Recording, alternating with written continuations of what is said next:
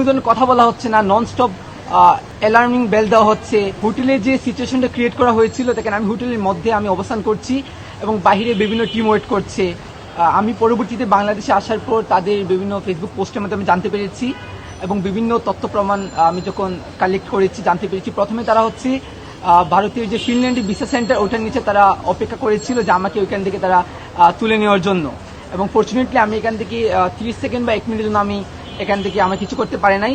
এবং তার পরবর্তী সময় আমি যখন হোটেলে আসি, হোটেলে যে সিচুয়েশনটা ক্রিয়েট করা হয়েছিল, দেখেন আমি হোটেলের মধ্যে আমি অবস্থান করছি এবং বাহিরে বিভিন্ন টিম ওয়েট করছে, আমার দরজাতে ধাক্কানো হচ্ছে, আমাকে কোনো ধরনের কথা বলা হচ্ছে না, নন স্টপ অ্যালার্মিং বেল দেওয়া হচ্ছে। আমি দেখতে পাচ্ছি যে আমার রুমে কেউ, আমি যখন বাহিরে ছিলাম কেউ আমার রুমে প্রবেশ করেছে। এটা খুবই ক্লিয়ার যে এটার সাথে হোটেল ম্যানেজমেন্টও জড়িত ছিল। এবং পরবর্তী সময়ে আমার যেটা ধারণা হয়েছিল, ওরা হয়তো যে আমি কোথায় ছিলাম এটা ওরা বুঝতে পেরেছিল, কিন্তু কোন হোটেলে ছিলাম তারা ওইটাকে লোকেট করতে পারেনি। তারপর সন্ধ্যার পর যখন ওনারা হয়তো এটা শিওর হতে পারেন আমি এখানে আছি কিনা, তার পরবর্তী সময়ে আমি দ্রুত সময় এখান থেকে এক্সিট নিয়ে আমি হচ্ছে আমার শুভাকাঙ্ক্ষীর বাসায় যাই।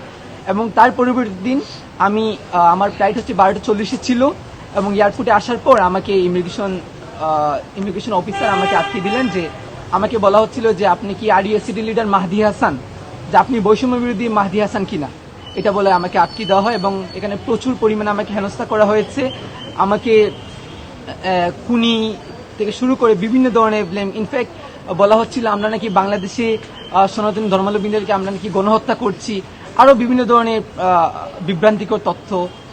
তারপর হচ্ছে বাংলাদেশ হাই কমিশন থেকে, বাংলাদেশ সরকার থেকে আমাকে বিশেষ সহযোগিতা করেছেন। তারপর আমি এখান থেকে আলহামদুলিল্লাহ